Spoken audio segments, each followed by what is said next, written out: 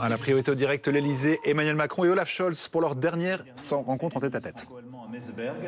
Et la déclaration qui en est sortie a permis d'apporter une contribution décisive pour accélérer notre agenda de compétitivité européenne et l'inscrire dans le programme de travail de la nouvelle Commission.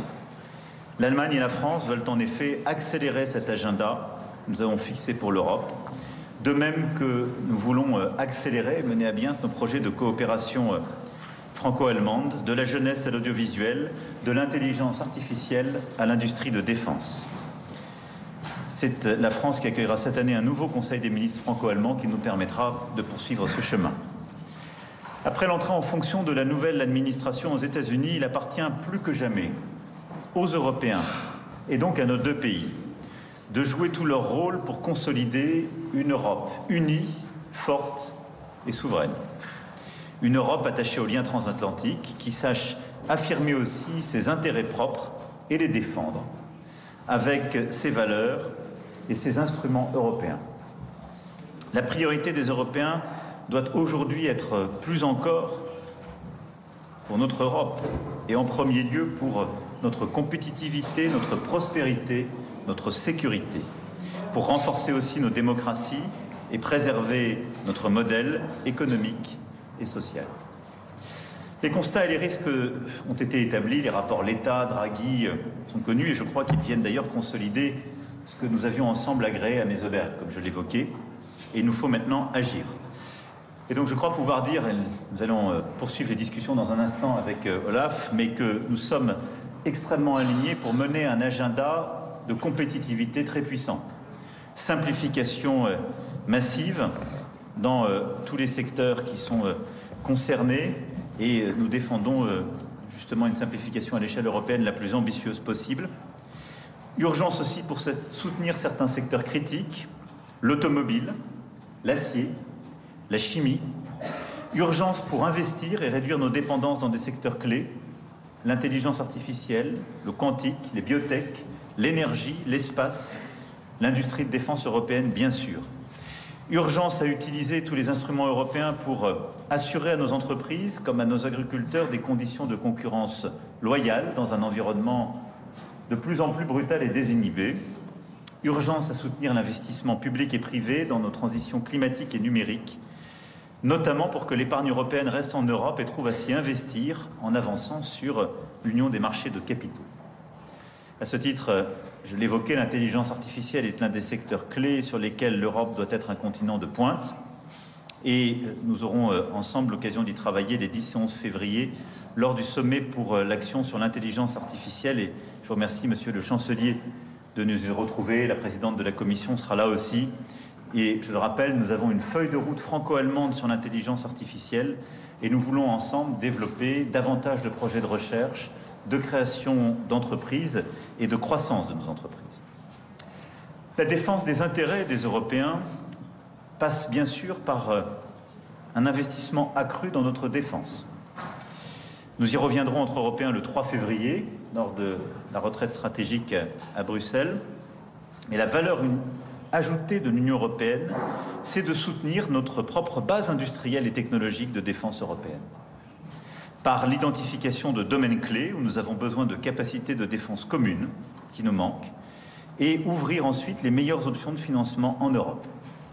Nous continuerons à y travailler en franco-allemand et le MGCF ou le SCAF sont des projets importants, mais nous avons aussi lancé d'autres travaux communs sur de nouvelles capacités et des segments qui sont critiques.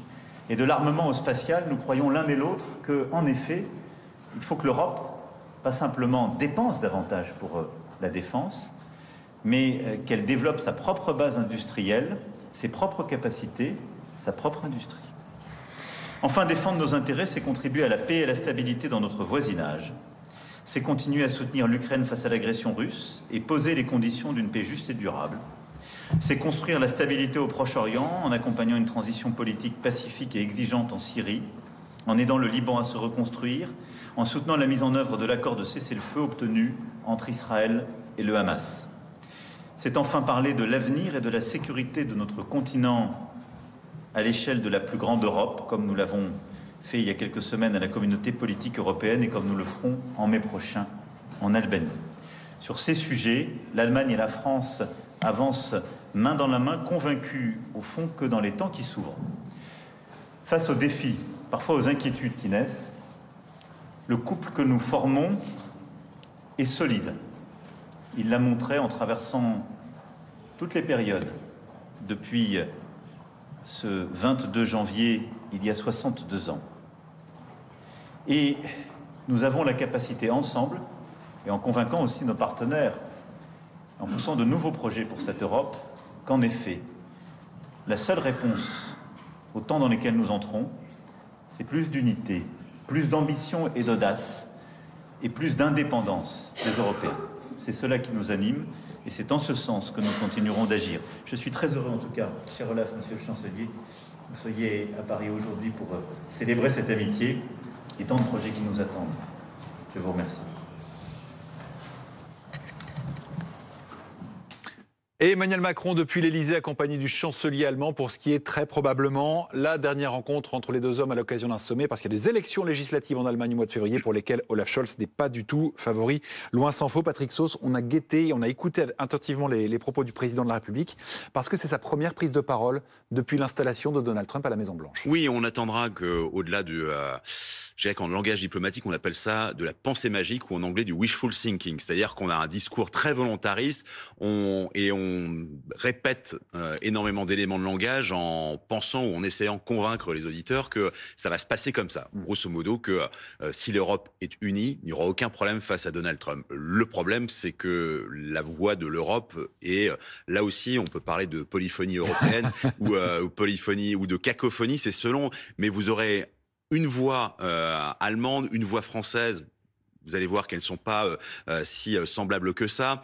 Ursula von der Leyen, la présidente de la Commission européenne, qui le dit très franchement, moi j'attends de voir, je suis pragmatique, mais déjà dans d'autres pays, notamment la Slovaquie, les questions c'est entrer dans le débat de la sortie de l'Union européenne. On en est là.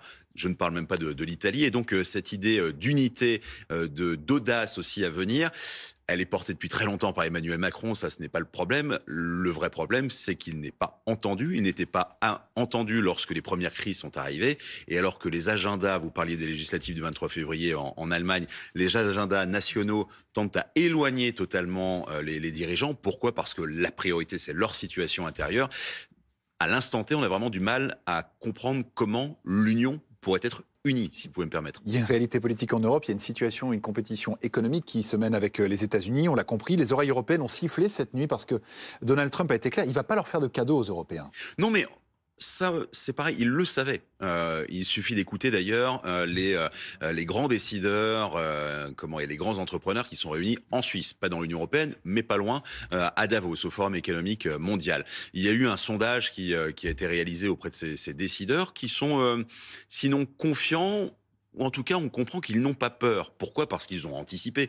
On le sait, depuis le 5 novembre, Donald Trump va faire de l'Europe un compétiteur au même titre que la Chine. Mais, encore une fois, on revient à cette question d'unité absolue.